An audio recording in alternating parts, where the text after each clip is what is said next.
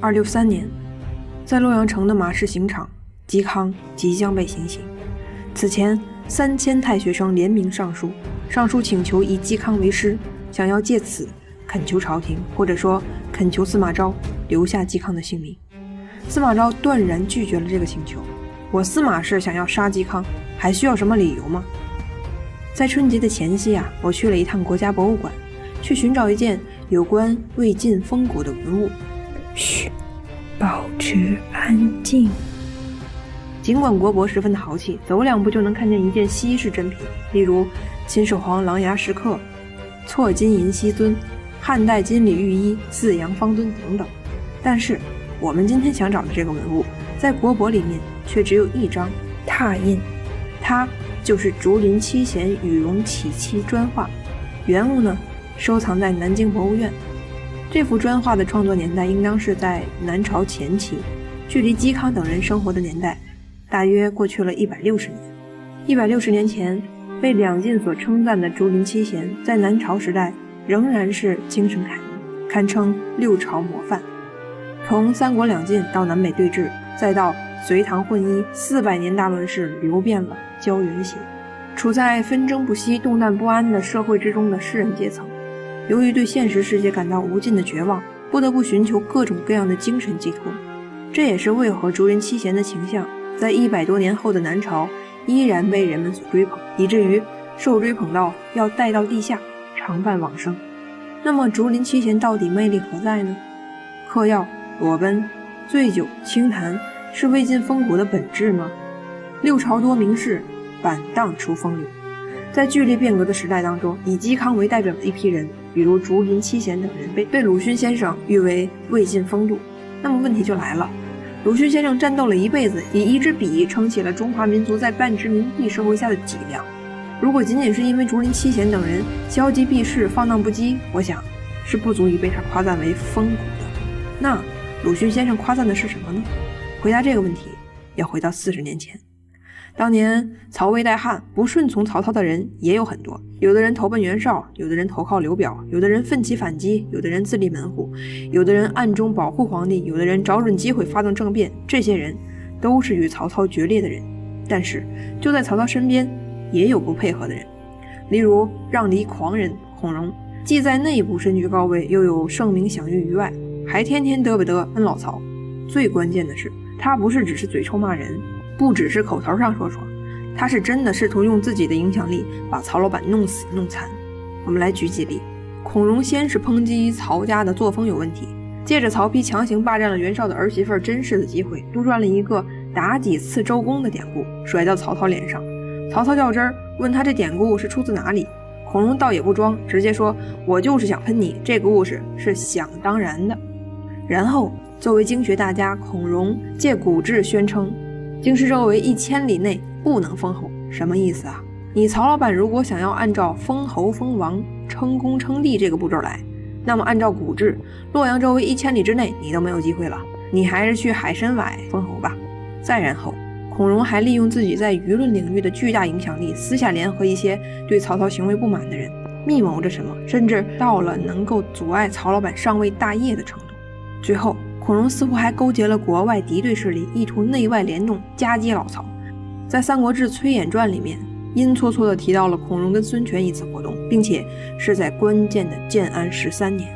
那年，曹操废了三公，自任了已经消失了快200年的丞相。那年，雄心勃勃的曹操在赤壁遭遇重大失败。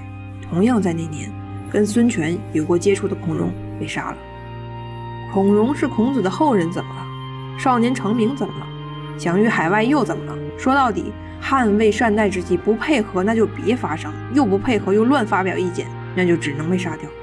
随后曹操开始了大规模的镇压，在建安13年孔融被杀之后，建安16年楼归被杀，建安17年荀彧被引诛，建安21年尚书令崔琰被赐死。同年毛阶同情崔琰被曹操下狱，放出之后随即去世。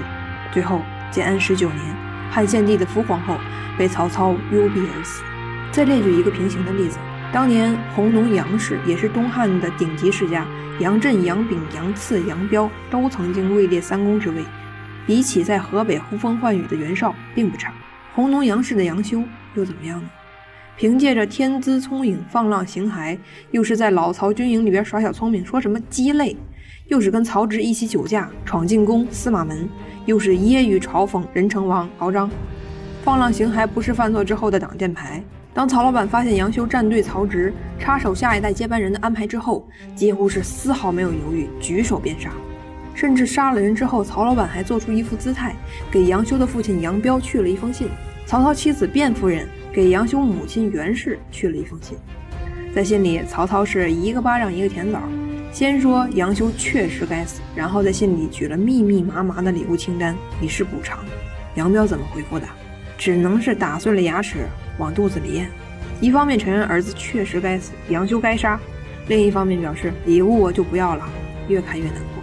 杨修的死，一部分原因是死于政治斗争的失败，而嵇康的死却仅仅是因为不配合司马代曹。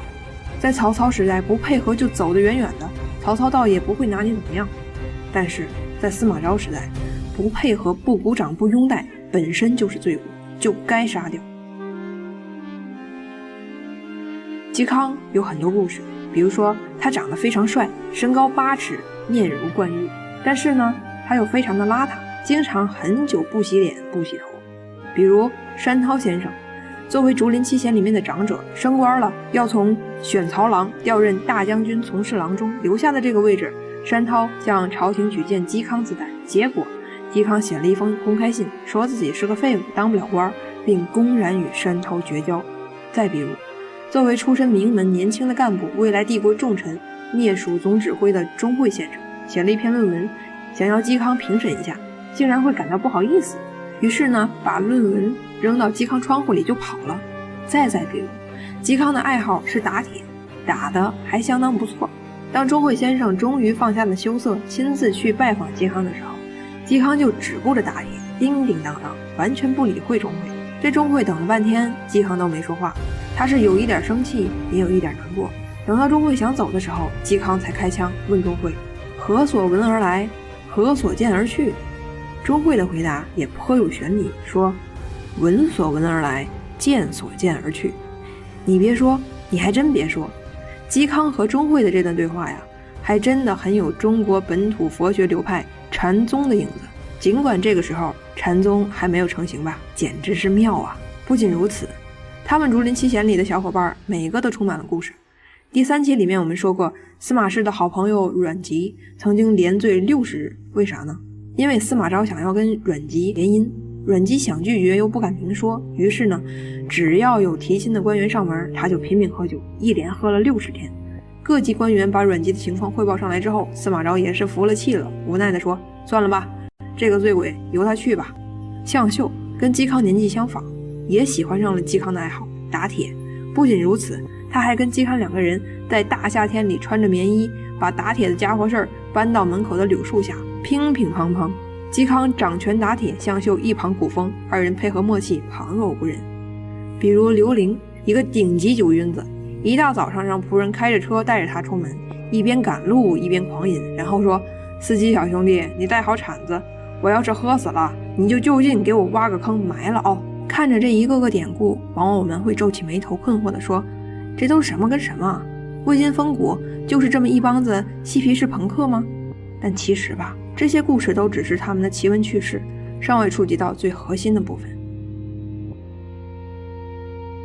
对时政的叛逆和不屑是他们放浪形骸的出发点所在。东汉三国时期，仪容举止是政府选拔人才的重要指标之一，而这些人呢，却偏偏宽袍大袖、披头散发，甚至不穿衣服。举孝廉当官，孝道是重要的为人标准，而他们呢，却偏偏不遵守孝道。